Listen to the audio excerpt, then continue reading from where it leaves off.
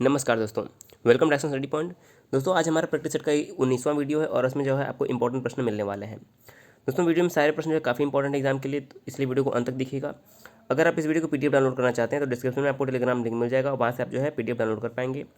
अगर वहाँ से आप नहीं ले पाते हैं तो डायरेक्शन स्टडी पॉइंट सर्च करिएगा टेलीग्राम पर, वहाँ से जो है आराम से आपको पीडीएफ मिल जाएगा। आइए शुरू करते हैं आज का वीडियो। आप कितने प्रश्न सही कर पाते हैं कमेंट करके हमें ज़रूर बताइएगा। देखिए हमारा पहला प्रश्न क्या है, ब्रह्मपुत्र नदी कहाँ से गुजरती है। देखिए काफ़ी इंपॉर्टेंट प्रश्न है, ब्रह्मपुत्र नदी कहाँ से गुजरती है। तो देखिए पहला तो बात है कि यह तिब्बत के मानसरोवर के पास से निकलती है और हमारे अरुणाचल प्रदेश वाले हिस्से से होते हुए बांग्लादेश में प्रवेश करती है और जो है बंगाल खाड़ी में जाकर गिर जाती है। तो ब्रह्मपुत्र नदी जो हमारा तिब्बत, हिंदुस्तान और बांग्लादेश इन तीनों जो है स्थानों से होकर गुजरती है। तो इस प्रश्न का हमारा ऑप्शन नंबर जो ए है बिल्कुल राइट आंसर हो जाएगा।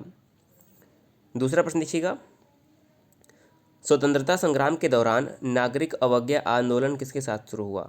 जो सिविल डिसओबीडियंट मूवमेंट था, नागरिक अवज्ञा आंदोलन किसके साथ साथ शुरू हुआ। तो सही आंसर हमारा हो जाएगा। देखिए दांडी, गांधी जी द्वारा जो दांडी मार्च किया गया था उसी के साथ जो है नागरिक अवज्ञा आंदोलन, इसे हम सविनय अवज्ञा आंदोलन या फिर सिविल डिसओबीडियंट मूवमेंट भी कहते हैं। देखिए 12 मार्च 1930 को दांडी यात्रा जो है साबरमती आश्रम से शुरू किया गया। 12 मार्च 1930 को यात्रा शुरू किया गया और 6 अप्रैल को जो है महात्मा गांधी ने दांडी में जो है नमक कानून तोड़ दिया था और वहीं से जो है 6 अप्रैल से जो है नागरिक अवज्ञा आंदोलन या फिर सविनय अवज्ञा आंदोलन जो है शुरू हो गया था। तो इस प्रश्न का डी ऑप्शन जो है हमारा करेक्ट हो जाएगा। तीसरा प्रश्न देखिए क्या है, डोनी पोलो स्थानीय धर्म है जो कुछ आदिवासी जातियों द्वारा माना जाता है, वो किस राज्य में है। तो आपको बताना है कि जो डोनी पोलो धर्म है यह किस राज्य में पाया जाता है, यानी कि इस धर्म को मानने वाले जो लोग हैं वो कहाँ पर रहते हैं। तो सही आंसर हो जाएगा option number A, Arunachal Pradesh में जो है इस धर्म को मानने वाले लोग रहते हैं। तो ए ऑप्शन जो है हमारा इस प्रश्न का सही उत्तर हो जाएगा। चौथा प्रश्न देखिए, निम्न में से किसका पदेन पदाधिकारी प्रधानमंत्री होता है, या फिर आप कह सकते हैं कि पदेन अध्यक्ष जो है प्रधानमंत्री होते हैं। तो नीति आयोग के जो अध्यक्ष होते हैं वो तो प्रधानमंत्री होते हैं, ये बिल्कुल सही है, क्योंकि जो नीति आयोग है ये योजना आयोग के स्थान पर आया था 1 जनवरी 2015 में। राष्ट्रीय विकास परिषद यानी जो एनडीपी होता है, नेशनल डेवलपमेंट एनडीपी जो हमारा होता है, तो ये भी क्या होता है, नेशनल डेवलपमेंट काउंसिल जो होता है, ये भी इसका भी अध्यक्ष जो होते हैं प्रधानमंत्री होते हैं। और राष्ट्रीय एकता परिषद के भी जो होते हैं अध्यक्ष वो भी प्रधानमंत्री होते हैं। तो सही आंसर क्या हो जाएगा, इन सभी के पदाधिकारी जो है प्रधानमंत्री होते हैं। तो सही आंसर हो जाएगा उपर्युक्त सभी, ऑप्शन नंबर डी यहाँ पर करेक्ट हो जाएगा। पांचवा प्रश्न है कि निम्नलिखित में से कौन सा कथन सत्य है। निम्नलिखित में से कौन सा कथन सत्य है। देखिए पहला क्या है, मूल रूप से भारतीय संविधान में मूल कर्तव्य मौजूद थे, ये गलत है। देखिए जो मौलिक संविधान हमारा बना था उसमें मूल कर्तव्य नहीं दिए हुए थे, ये बाद में जोड़ा गया था। दूसरा ऑप्शन है कि मूल रूप से भारतीय संविधान में मूल कर्तव्य का प्रावधान नहीं था, ये देखिए सही दिया हुआ कि जो हमारा मूल संविधान था उसमें मौलिक कर्तव्य जो थे वो नहीं थे। तो हमारा पहला गलत है, दूसरा सही हो जाएगा। तीसरा ऑप्शन देखिए, मूल कर्तव्य का प्रावधान भारतीय संविधान में 42वें संविधान संशोधन 1976 के द्वारा जोड़ा गया, ये भी बिल्कुल सही है। तो जो हमारा मौलिक कर्तव्य थे ये पहले नहीं थे, बाद में जो है जोड़े गए थे। तो ऑप्शन नंबर 2 और 3 जो है हमारे सही हो जाएंगे। क्या हो जाएंगे, ऑप्शन नंबर 2 और 3 जो है इस प्रश्न के सही उत्तर हो जाएंगे। अगला देखिए छठा प्रश्न, भारतीय संविधान में वर्णित मूल कर्तव्यों के प्रचालन के संबंध में भारत सरकार द्वारा किस समिति का गठन किया गया। तो देखिए मूल जो हमारे कर्तव्य थे जो कि हमारे संविधान के भाग 4A में 51A में रखे गए हैं, तो इनके प्रचालन के लिए जो है भारत सरकार द्वारा एक समिति गठित की गई, किसके नेतृत्व में, वर्मा समिति का जो है गठन किया गया। कब, 1998-1999 के समीप में, 98-99 में जो है वर्मा समिति का गठन किया गया जो कि मूल कर्तव्यों के प्रचालन के संबंध में था। ऑप्शन नंबर हमारा बी करेक्ट हो जाएगा।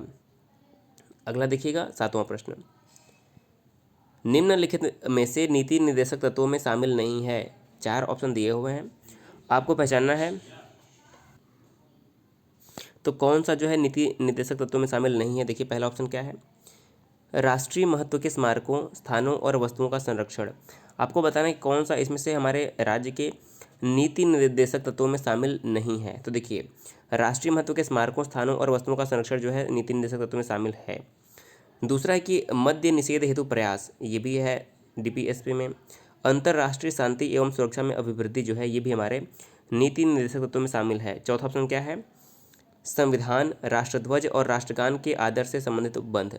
देखिए जो हमारा चौथा ऑप्शन है ये डीपीएसपी यानी कि राज्य के नीति निर्देशक तत्वों का नहीं है, बल्कि ये किस में आ जाएगा हमारा, ये मौलिक कर्तव्य में आ जाएगा। क्या आ जाएगा हमारा, सही आंसर हो जाएगा ये मौलिक कर्तव्य में है, ये डीपीएसपी का भाग नहीं है। ऑप्शन नंबर डी इस प्रश्न का हमारा करेक्ट हो जाएगा। अगला देखिए 8वां प्रश्न, किस अनुच्छेद के तहत संसद को शक्ति प्राप्त है कि वह राज्यों को संघ में मिलाने, क्षेत्र में वृद्धि या फिर कमी कर सकती है। तो राज्यों को जो है संघ में मिलाने, उनके क्षेत्र में वृद्धि या कमी करने का जो अधिकार है वह संसद को किस अनुच्छेद के अंतर्गत है। तो देखिए जो हमारा संसद का भाग 1 है, भाग 1 में क्या दिया हुआ है, संघ एवं राज्य क्षेत्र का वर्णन, जो कि अनुच्छेद 1 से लेकर 4 तक इसका वर्णन किया गया है। और इसमें जो हमारा अनुच्छेद 3 है, कौन सा अनुच्छेद है, अनुच्छेद जो हमारा 3 हो जाएगा इसका, वो ये संसद को शक्ति देता है कि वह किसी भी राज्य में को संघ में मिलाने, क्षेत्र में वृद्धि या फिर कमी कर सकता है। तो ये अनुच्छेद किस में मिलता है हमें, अनुच्छेद 3 में जो है संसद को ये शक्ति प्राप्त है। तो सी ऑप्शन हमारा यहाँ पर जो है अनुच्छेद 3 जो है 8वें प्रश्न का करेक्ट आंसर हो जाएगा। 9वां प्रश्न है, निम्न में से कौन सी एक संवैधानिक संस्था नहीं है। पहचानना है आपको कि कौन सी संवैधानिक संस्था नहीं। देखिए केंद्र का वित्त आयोग संवैधानिक संस्था है, राज्य का वित्त आयोग संवैधानिक संस्था है, और लोकसभा का सचिवालय जो है ये भी संवैधानिक संस्था है। किंतु जो मानवाधिकार आयोग होता है यह संवैधानिक संस्था नहीं है। क्या है, मानवाधिकार आयोग क्या है, संवैधानिक संस्था नहीं है। ऑप्शन नंबर हमारा ए करेक्ट हो जाएगा। अगला देखिए 10वां प्रश्न, भारत के संविधान को 26 जनवरी 1950 को ही क्यों लागू किया गया, यानी कि 26 जनवरी 1950 को ही संविधान लागू करने का क्या कारण था। पहला ऑप्शन देखिए, इस तिथि को 1942 में भारत छोड़ो आंदोलन प्रारंभ किया गया, ये गलत है। भारत छोड़ो आंदोलन जो है 8 और 9 अगस्त को शुरू हुआ था। इसी दिन जो है 1885 में भारतीय राष्ट्रीय कांग्रेस की स्थापना हुई, बिल्कुल ये भी गलत है, क्योंकि जो कांग्रेस की स्थापना है वो 26 दिसंबर को हुई थी। कब हुई थी, 26 से 27 दिसंबर के बीच में जो है कांग्रेस की स्थापना हुई थी। तीसरा है कि कांग्रेस ने इस तिथि को 1930 में स्वतंत्रता दिवस समारोह के रूप में मनाया था। देखिए सी ऑप्शन हमारा करेक्ट हो जाएगा, क्योंकि जो हमारा कांग्रेस का 1930 में जो है कांग्रेस ने 26 जनवरी को स्वतंत्रता दिवस के रूप में मनाया था। अब देखिए कई लोग कन्फ्यूज ये होते हैं कि 26 जनवरी को तो गणतंत्र दिवस मनाया जाता है, लेकिन 26 जनवरी 1930 को जो है स्वतंत्रता दिवस मनाया गया था। लेकिन जब हमारा देश आज़ाद हुआ तो 15 अगस्त को जो है स्वतंत्रता दिवस घोषित किया गया, और हमारे देश में 26 जनवरी को जो है गणतंत्र दिवस घोषित किया गया। सही ऑप्शन हो जाएगा हमारा यहाँ पर सी। 11वां प्रश्न है, संसद द्वारा पास किया हुआ विधेयक तभी एक नियम कानून बन पाता है जब उसे निम्नलिखित में से किसने पास किया हो। तो संसद द्वारा पास किया हुआ कोई भी विधेयक तभी कानून बन पाता है जब तक उसे राष्ट्रपति जो है उस पर उसको पास न कर देने के राष्ट्रपति के हस्ताक्षर के बाद ही कोई विधेयक जो है कानून बन पाता है। तो सही आंसर क्या हो जाएगा, ऑप्शन नंबर ए 11वें प्रश्न का करेक्ट हो जाएगा। अगला देखिए, नाइट्रोजन ऑक्साइड प्रदूषण का मुख्य स्रोत क्या है। नाइट्रोजन ऑक्साइड प्रदूषण का मुख्य स्रोत क्या है। तो सही आंसर देखिए हमारा हो जाएगा इस प्रश्न का कि वाहनों के इंजन चलने से और कोयला जलाने से जो है ये हमारा प्रदूषण होता है। तो हमारा सही आंसर क्या हो जाएगा, डी ऑप्शन हमारा करेक्ट हो जाएगा। अगला देखिए, मानव नेत्र की रेटिना पर बना प्रतिबिंब कैसा होता है। मानव नेत्र की रेटिना पर जो प्रतिबिंब बनता है वो कैसा होता है। तो सही आंसर हो जाएगा वह आभासी, वास्तविक और उल्टा होता है। कैसा होता है, वास्तविक और उल्टा प्रतिबिंब मानव की रेटिना पर बनता है नेत्र की। अगला देखिए, कार्बन डाइऑक्साइड यानी कि CO2 को हरित गृह गैस क्यों कहा जाता है। तो कार्बन डाइऑक्साइड को हरित गृह गैस क्यों कहते हैं। तो देखिए इसका सही आंसर हो जाएगा ऑप्शन नंबर डी, क्योंकि यह ऊष्मा को आने देती है। नहीं, गलत हो जाएगा। देखिए इसका सही आंसर हो जाएगा कि यह सूर्य प्रकाश को, देखिए ऑप्शन नंबर बी करेक्ट होगा कि यह सूर्य प्रकाश को पृथ्वी पर आने देती है परंतु ऊष्मा को जो है बाहर नहीं जाने देती है। तो सही आंसर क्या, इसे ग्रीन हाउस गैस कहते हैं कार्बन डाइऑक्साइड को। हमारा ऑप्शन नंबर यहाँ पर जो बी है राइट हो जाएगा। अगला देखिएगा, किसी पदार्थ से होकर जाने वाले ध्वनि तरंगों का वेग किस पर निर्भर होता है। किसी भी पदार्थ से होकर जाने वाली ध्वनि तरंगों का वेग किस पर निर्भर होता है। पहला ऑप्शन है केवल पदार्थ के घनत्व पर, पदार्थ के लचीलेपन के मापांक पर। सही हो जाएगा ऑप्शन नंबर सी, ए और बी दोनों पर निर्भर करता है। सी ऑप्शन हमारा यहाँ पर करेक्ट होगा। अगला देखिए 16वां प्रश्न, नाभिकीय रिएक्टर के निर्माण के लिए निम्न में से कौन सा तत्व आवश्यक है। तो नाभिकीय रिएक्टर के निर्माण के लिए कौन सा तत्व आवश्यक है। सही आंसर हो जाएगा जर्कोनियम जो होता है ये नाभिकीय रिएक्टर के निर्माण के लिए बहुत ही आवश्यक तत्व होता है। डी ऑप्शन हमारा यहाँ पर राइट हो जाएगा। अगला देखिए, किसी भी वस्तु की सतह पर पहुंचने वाले विकिरण के जितने भाग का वापस परावर्तन हो जाता है उसे हम क्या कहते हैं? तो किसी भी वस्तु की सतह पर पड़ने वाले विकिरण ऊर्जा को का जो जितना भाग परावर्तन हो जाता है उसे एल्बिडो कहा जाता है। क्या कहा जाता है? एल्बिडो कहा जाता है। 17वें प्रश्न का ऑप्शन नंबर ए करेक्ट हो जाएगा। अगला देखिए, भारत का एकमात्र सक्रिय ज्वालामुखी द्वीप कहाँ पर अवस्थित है? भारत का एकमात्र सक्रिय ज्वालामुखी द्वीप कहाँ पर अवस्थित है? सही आंसर हो जाएगा ऑप्शन नंबर ए, मध्य अंडमान के पूर्व में। कहाँ पर? मध्य अंडमान के पूर्व में भारत का एकमात्र सक्रिय ज्वालामुखी अवस्थित है। ए ऑप्शन अगर आपने चुना है तो आपका जवाब करेक्ट है। अगला देखिए, निम्नलिखित में से कौन सा युग्म सुमेलित नहीं है? निम्नलिखित में से कौन सा युग्म सुमेलित नहीं? देखिए, पहला दिया है कि सिपकिला दर्रा हिमाचल प्रदेश में, ये सही है। नाथुला सिक्किम में, ये भी सही है। नीति जो है उत्तराखंड में, ये भी सही है। लिपू लेक जो है अरुणाचल प्रदेश में नहीं है। करेक्ट क्या हो जाएगा? सही नहीं है। लिपू लेक जो है अरुणाचल प्रदेश में नहीं, बल्कि लिपू लेक भी जो है हमारा उत्तराखंड में है। कहाँ पर है? लिपू लेक भी जो है उत्तराखंड में है। अगला देखिए 20वां प्रश्न, विश्व प्रसिद्ध कांगड़ा एवं कुल्लू घाटी स्थित है कहाँ पर? यानी कि हिमालय के किस भाग में विश्व प्रसिद्ध कांगड़ा और कुल्लू घाटी स्थित है? तो जो हमारा मध्य हिमालय या फिर जो हमारा लघु हिमालय है उसी में क्या है, हमारा कांगड़ा एवं कुल्लू घाटी जो है मध्य हिमालय या फिर लघु हिमालय में स्थित है। डी ऑप्शन हमारे यहाँ पर राइट हो जाएगा। अगला प्रश्न है 21वां प्रश्न, लोथल नगर के संदर्भ में निम्नलिखित में से कौन सा कथन सही है? देखिए, जो लोथल है हड़प्पा कालीन एक नगर था और इसके संबंध में कौन सा कथन सही नहीं? देखिए, पहला है कि यह गुजरात में माही नदी के किनारे बसा हुआ था। तो देखिए, लोथल की अगर हम बात करें तो यह माही नदी के किनारे नहीं बसा हुआ था, बल्कि लोथल जो था यह भोगवा नदी के किनारे बसा था। कहाँ पर? गुजरात में ही भोगवा नदी के किनारे जो है ये हमारा लोथल बसा हुआ था। तो पहला ऑप्शन गलत है।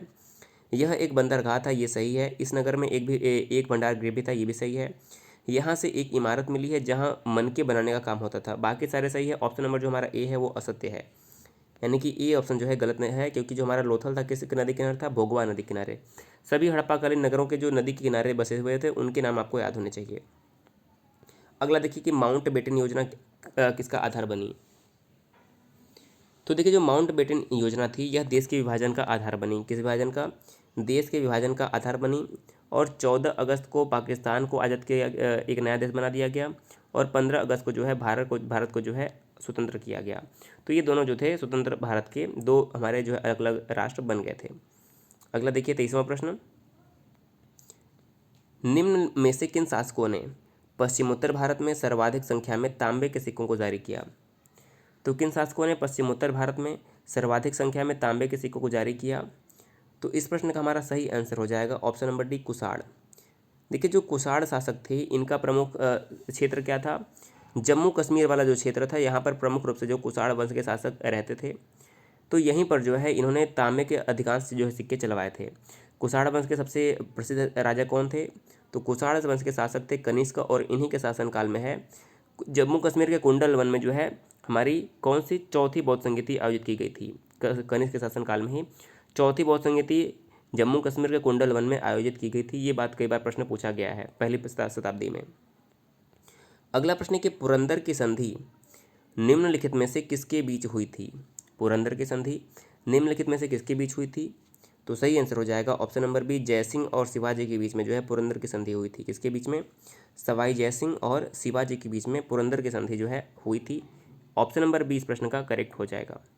अगला देखिए, बौद्ध धर्म के त्रिपिटक के संदर्भ में कौन सा कथन सत्य है? देखिए, बौद्ध धर्म में 3 पिटक थे, विनय पिटक, सूत्र पिटक और अभिधम्म पिटक।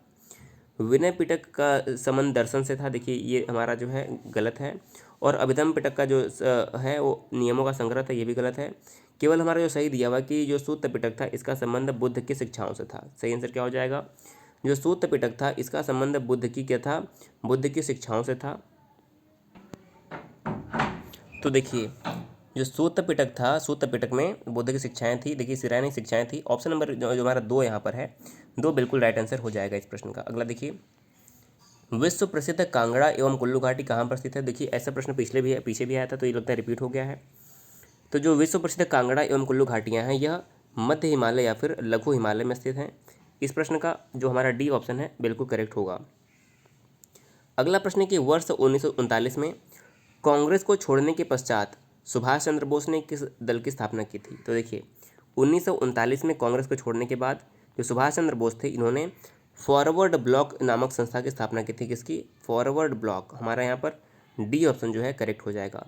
और बात करें कि महात्मा गांधी को सबसे पहले राष्ट्रपिता किसने कहा था, तो महात्मा गांधी को जो राष्ट्रपिता था सबसे पहले सुभाष चंद्र बोस ने ही जो है राष्ट्रपिता उन्हें सबसे पहले कहा था।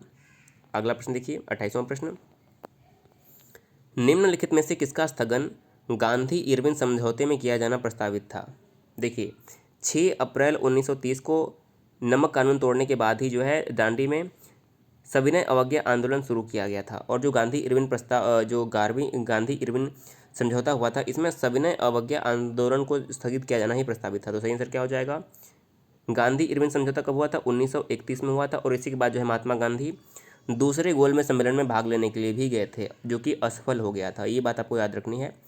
तो 28वें प्रश्न का डी ऑप्शन हमारा करेक्ट हो जाएगा। 29वां प्रश्न है कि नमक सत्याग्रह के समय गांधी जी के गिरफ्तार हो जाने के बाद आंदोलन के नेता के रूप में उनका स्थान किसने लिया।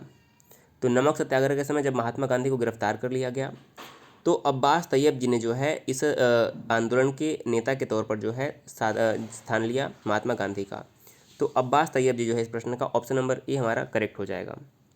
अगला देखिए, भारतीय राष्ट्रीय कांग्रेस का अंतिम अधिवेशन जिसमें बाल गंगाधर तिलक ने भाग लिया, यानी कि बाल गंगाधर तिलक ने किस में भाग लिया, जो कि इनका अंतिम जो था कि भाग लेना था राष्ट्रीय कांग्रेस में। सही आंसर हो जाएगा अमृतसर अधिवेशन जो 1919 में हुआ था, इसमें बाल गंगाधर तिलक ने जो है अंतिम बार भाग लिया। तो डी इस प्रश्न का हमारा जो है सही जवाब हो जाएगा।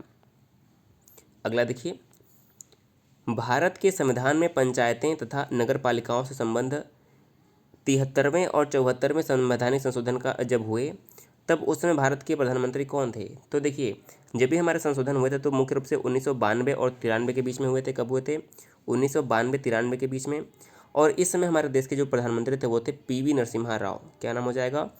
पीवी नरसिम्हा राव जो थे उस समय हमारे देश के प्रधानमंत्री थे। सी ऑप्शन हमारा इस प्रश्न का बिल्कुल राइट आंसर होगा। अगला देखिए, बिहार में पंचायती राज को कब कानूनी दर्जा प्राप्त हुआ।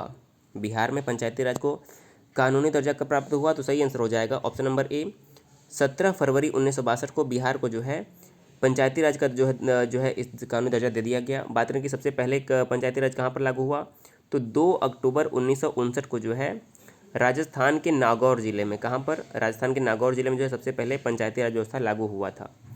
तो इस प्रश्न का भी याद रखिए ऑप्शन नंबर ए बिहार में 17 फरवरी 1962। अगला प्रश्न है कि राज्य खेल प्राधिकरण का पदेन अध्यक्ष कौन होता है। राज्य खेल प्राधिकरण का पदेन अध्यक्ष कौन होता है, तो उस राज्य के मुख्यमंत्री ही जो होते हैं राज्य खेल प्राधिकरण के पदेन अध्यक्ष होते हैं। बी ऑप्शन हमारा यहाँ पर करेक्ट होगा। अगला देखिए, कश्मीर का अकबर नाम से कौन प्रसिद्ध था। कश्मीर का अकबर नाम से कौन प्रसिद्ध था, सही आंसर हो जाएगा ऑप्शन नंबर डी सुल्तान जैनुल आबदीन जो थे, इन्हें कश्मीर का अकबर कहा जाता है और ये कश्मीर के अकबर नाम से प्रसिद्ध थे। डी ऑप्शन अगर चुना है आपने तो राइट जवाब हो जाएगा आपका। अगला है, निम्न में से कौन अंतःस्रावी ग्रंथि नहीं है। कौन अंतःस्रावी ग्रंथि नहीं? देखिए पीयूष ग्रंथि जो है अंतःस्रावी है, अग्नाशय अंतःस्रावी है और थाइमस जो है अंतःस्रावी है, लेकिन जो स्वेद ग्रंथि होती है यह अंतःस्रावी ग्रंथि नहीं होती है। क्या हो जाएगा? स्वेद ग्रंथि जो है यह अंतःस्रावी ग्रंथि नहीं है। अगला देखिए, सेलुलोज भित्ति किसके सेलों में पाई जाती है। सेलुलोज भित्ति किसके सेलों में पाई जाती है, सही आंसर हो जाएगा पौधे। जो सेलुलोज भित्ति होती है पौधों के सेलों में पाई जाती है। इस प्रश्न का डी ऑप्शन जो है करेक्ट हो जाएगा। अगला देखिए, भारतीय दलहन अनुसंधान संस्थान कहाँ पर अवस्थित है। तो भारतीय दलहन अनुसंधान संस्थान जो हमारा हो जाएगा यह कानपुर में अवस्थित है। कहाँ हो जाएगा? ऑप्शन नंबर ए दलहन अनुसंधान संस्थान कानपुर में हमारा करेक्ट आंसर हो जाएगा। अगला प्रश्न है कि काकरपारा परियोजना कहाँ पर है। देखिए जो काकरपारा है यह परमाणु जो है एटॉमिक पावर प्लांट है। काकरपारा पर एटॉमिक पावर प्लांट है और ये जो हमारा हो जाएगा गुजरात में स्थित है। कहाँ पर? गुजरात में। Narora atomic power plant Bulandshahr Uttar Pradesh में है और ट्राम्बे जो है वो कहाँ पर है? महाराष्ट्र में है। ये सभी जो है याद रखिएगा। 39वां प्रश्न कि भारत में पंचायती राज व्यवस्था लाने का मुख्य उद्देश्य क्या था। तो देखिए पंचायती राज व्यवस्था का मुख्य उद्देश्य होता है कि सत्ता को गांव तक पहुंचाना। सही आंसर क्या हो जाएगा? इस प्रश्न का हमारा सही आंसर हो जाएगा ऑप्शन नंबर सी ग्रामीण आम जनता की विकास के लिए ग्रामीण प्रशासन को, देखिए ग्रामीण प्रशासन को शक्ति प्रदान करना, यानी कि जो ग्रामीण प्रशासन होता है उसे शक्ति प्रदान करना और उसे जो है सत्ता में लाना।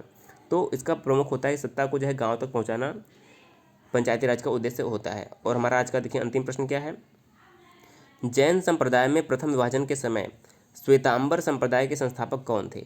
देखिए जब जैन संप्रदाय दो भागों में बट गया, एक था श्वेतांबर और एक था दिगंबर, तो जो श्वेतांबर हमारा था, श्वेतांबर के संस्थापक कौन बने, भद्रबाहु। सही आंसर क्या हो जाएगा, देखिए श्वेतांबर के संस्थापक हो जाएंगे हमारे, देखिए श्वेतांबर के हो जाएंगे स्थूलभद्र, श्वेतांबर क्या हो जाएंगे, स्थूलभद्र, और दिगंबर के हो जाएंगे हमारे भद्रबाहु। सही आंसर क्या हो जाएगा, तो इसमें इसमें श्वेतांबर पूछा गया है, तो श्वेतांबर का स्थूलभद्र जो है हमारा सही आंसर हो जाएगा, ऑप्शन नंबर ए करेक्ट हो जाएगा।